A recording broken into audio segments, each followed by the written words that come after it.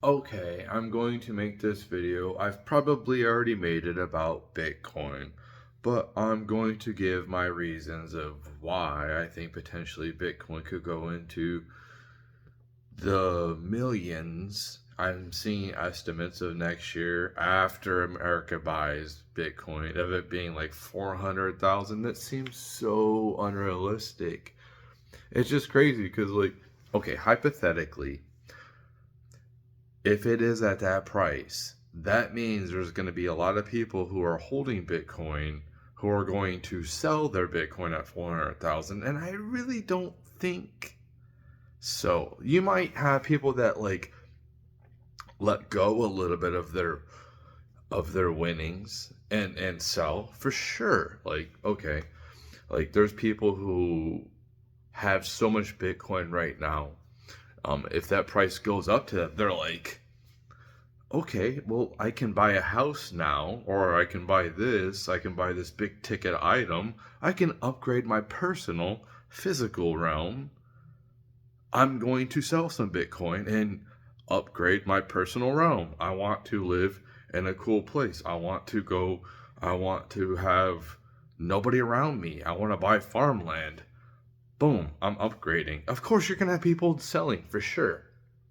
Do you think they're gonna just like liquidate all their Bitcoin at 400,000? No. So they're gonna sell some. Like for me personally, since I was robbed by FTX, Bitcoin would have to be like go to 100 million, which obviously is not gonna go that high next year. But it would have to get that high for me to make for me to be like, okay, why would I keep holding this Bitcoin, living where I'm at when I can buy a house somewhere I want to be? Yes, I'm going to go ahead and sell. But me personally, a lot of people are at my position, or at my position. So, you know, they're not, they might sell, they might be like, okay, I'm gonna sell. Like, but for me, like, I don't see any point for me to sell unless I absolutely have to. I have, like, you know what I mean? So you will have individual people selling for sure. You know, keeping the price at bay, but like, there's only so much of a supply of Bitcoin out there. So when that gets pretty close to being empty, you're going to see the price go up dramatically, especially like when you have all these institutions buying as much Bitcoin as they possibly can. If all these places like FOMO in the next few months, which could possibly happen, triggered by America creating a Federal Reserve, which I'm pretty, I'm pretty, I'm pretty glad that Bitcoin is at where it's at right now instead of being like 500,000. Like, because I don't want America to have to buy Bitcoin at 500,000. I'd rather Bitcoin when they start to buy Bitcoin, it's like 150,000 or 200,000. Not like, okay, everybody just, went in, they had their chance and boom, like now we're getting in there at the top. But um like states are doing it, countries, corporations. You're seeing more and more corporations buy Bitcoin. Um, BlackRock. I mean, I posted the video. I got copyrighted. It's so stupid. Like the whole copyright is so like.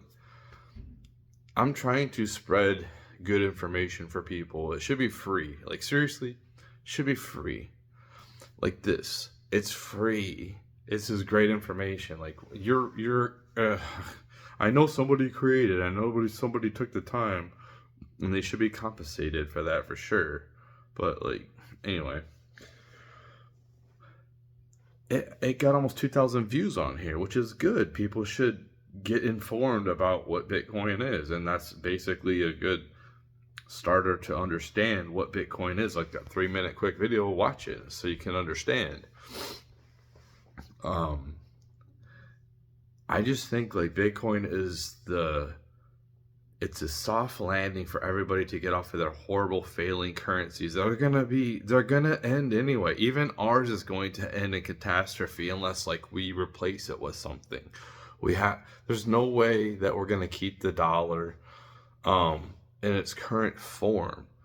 It's gonna be some type of blockchain technology, and like sure, if we can get some type of like we don't even really need physical. Oh, I need dollar bills. Like, for what? What do you need paper anymore? Right? Wallets are so out of date. Like, why do I need a wallet? My wallet can just be digital, and I can just like pay for everything myself wherever I go.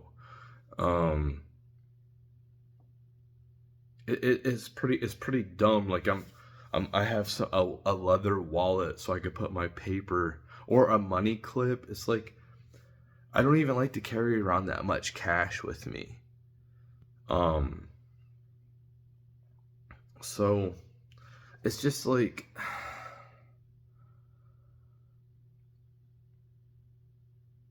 it's something that isn't going to. There's going to be something else that makes Bitcoin, like it replaces Bitcoin, but what it does is like people are going to be moving to Mars. People are going to be going on vacations in outer space. You know what I mean? Like we're gonna have hotels and stuff like that where people are going to go and take vacation, in these places that are orbiting Earth. Like the space station, like the International Space Station, but it's going to be more easier for us to get there with our technology boom. And like, why would I carry around a bunch of paper or have to go to an ATM and like, when everything can just be I can just like send things. I just have to have my phone with me. I can.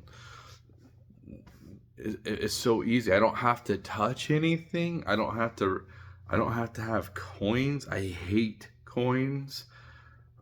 For the most part, I've been living like this anyway, like digitally, for like 10 years. Like I barely use paper money anyway. In fact, like I'm hearing like, oh, you got to keep like $600 of cash with you in case of emergency. It's just kind of like, dude, like honestly, I guess it's okay if you need to like get gas or something at a gas station and they don't have power, but like maybe it's good to have like maybe 50 or $100 in cash or whatever, but I don't see any point for me just to have like $600 to be devalued just sitting there. Somebody in my position where I can just be like, okay, that's going to my debt. And that's, like it just doesn't make any sense. Like storing your wealth in cash is such a dumb thing to do. It's cool to have like a little bit of a pad. So like, I'm paying my bills and I want to make sure that I have enough in my bank account that I can pay my bills or whatever. So I don't have to worry about overdraft or it not being paid. I want to just like, okay, it's paid. So like I like to have like $1,000 in my bank account or a little bit more. Like right now, I'm about to lose. I could lose my job, and it's good to have a bunch of cash in case I can't pay my bills for a couple months until I find something else. But like, if I don't lose my job, I don't need a bunch of cash. That can go directly to my debt. And also like my debt is not only is the dollar being wiped out when it comes to printing out money, but so is my debt. So like what I did, and it's been very hard and I'm not over it yet, is I basically leveraged debt. I basically took the idea from Robert Kiyosaki the way I did it is such a like dumb. Like, I've lost a lot of money doing this, like, seriously, over the years, having to pay high interest on credit card debts because I've racked up a big amount of debt. For me, it's not that much compared to the average person. I think the average person has like 44 grand. For me, it's kind of like, yeah, it's a little bit more than I want it to be, but like, as long as I can sustain it and not have to sell my assets, I'm okay. So like, having a 9 to 5, keeping the 9 to 5 to be able to pay my bills until I have some type of like income that's coming in for like, okay, please follow me on X. Like, seriously, like, if you listen to my videos, if you're part of the community of people who actually like watches my videos, it's a very few of you. Like, you should be on X. Like, that's where you should be. What you should do is get on X, get verified, because that's gonna help you boost your platform, and when it does it, it helps people take you more seriously. So like, yeah, message me and be like, hey, this is me from YouTube, and then I'll add you, and then I'll try to like boost you up and try to, like, you know, or whatever. But still, like, you could speak more freely there. And honestly, like, being on X has increased my intelligence by a lot. It's actually night and day compared to like 10 years ago. In audiobooks and YouTube, listening to YouTube videos as well. But you should definitely be following me there. It's Enslaved Ones. It's not hard to find me. Steve Kramer. It's not really hard to find me. But yeah, you should follow me on there. But like, yeah, like this isn't financial advice. I'm not giving, but I think that, when BlackRock says 5% of your portfolio should be allocated, of your retirement should be allocated to crypto, like, I think that's a huge thing. Even my favorite economist, Lynn Alden, says the same thing, 5%. For me, I'm kind of like, okay, coming into this election, I didn't know what was going to happen.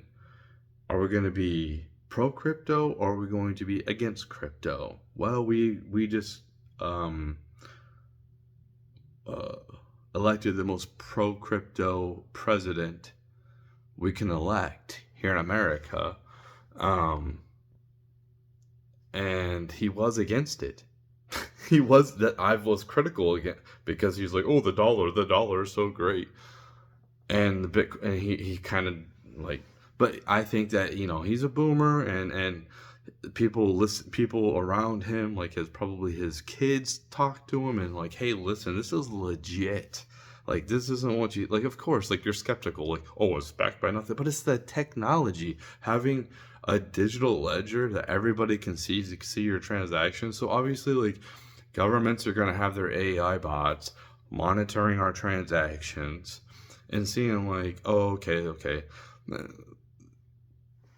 They're probably like, the less taxes, the better on people. But like, if there's any malicious things going on, we can see it's on the digital ledger. I'm sure that we'll probably have wallets that are easily accessible, and the problem is, you don't want everyone knowing your value, but it is what it is. I mean, if that's where we're headed, where everybody knows how much, I'm not sure. Yeah, pretty much everybody can see how much is in your wallet by your transactions. Just adding it up, seeing the inflow and outflow, they could mathematically figure it out. So if we have to like put our names to some type of wallet, which probably will happen, especially for like the average person, And it'll probably be linked with like some type of social media probably thing as well. Like you'll be verified, this and that. Like you're a citizen of this country, whatever. But as long as we have, um, like our offshore, you kind of look at like our offshore type of bank account where we are our own bank and we custody stuff ourselves. And we don't have to be on the government system and we can just go in and out of like whoever. Like, okay, do you want me to be a citizen? Yeah. Okay, cool. You're worth this much? All right. Yeah, hell yeah, we want you to be a citizen. You can bring a lot of economic prosperity to us. You're going to add to our prosperity because you're going to be interacting, spending some of your, and probably even creating um, wealth there too as well. And it's like, my side projects when it comes to like books or music is it's like a something that I've just like wanted to do, and it is passive income, not for me, but maybe for somebody else down the road, who knows. And also like you could take some of my art and it might be crap in the form that you see it and you'd be like, this is actually some pretty good lyrics. I can make a different song out of this. And it can sound even cooler than what I did, even better. And that to me, because I'm going to be like I want to be the first person that doesn't, I won't sue you for any type of copyright strike. Just go ahead and use my music. And I just want the credit. Just give me credit. That's all I want to do. Like, hey, this is written by this person. This was produced by this person. That's all I want. Just the credit. Be like, yep. So people will be like, okay, that's the original. That's where you heard it from. Because it is kind of cool when you learn that a cover is an actual cover. And you're like, I wonder what the actual original sounded like. And then you can kind of compare it. Like Sweet Dreams. I think it's the Rhythmics. They did it, and then Marilyn Manson did it. I didn't. Maybe I heard it in a song, in a movie or something, but that song was like popularized and it got my attention at that age. I was like, I'm not gonna say exactly, but I was in my teens when that song came out, and I was deeply disturbed. Honestly, when I'm like, this guy is bad. He's not good, and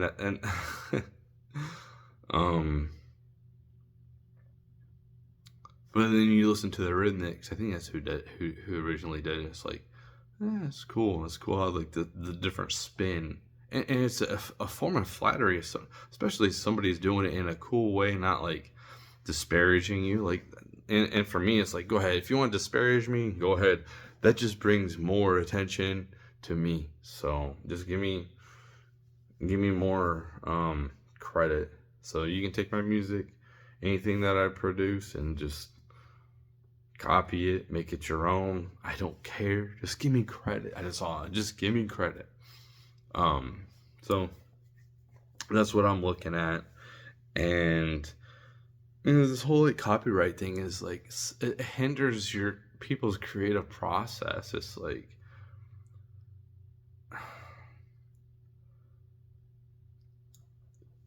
and this is where like the whole NFT thing, it really comes in and is really a good thing. So you can get credit for your work. So if you create a video and then you attach an NFT to it, somebody wants to use your work, then they have to like, then you get, if they get profit off of that video or whatever art, then you get a little bit too. It automatically comes to you, and that's how it should be.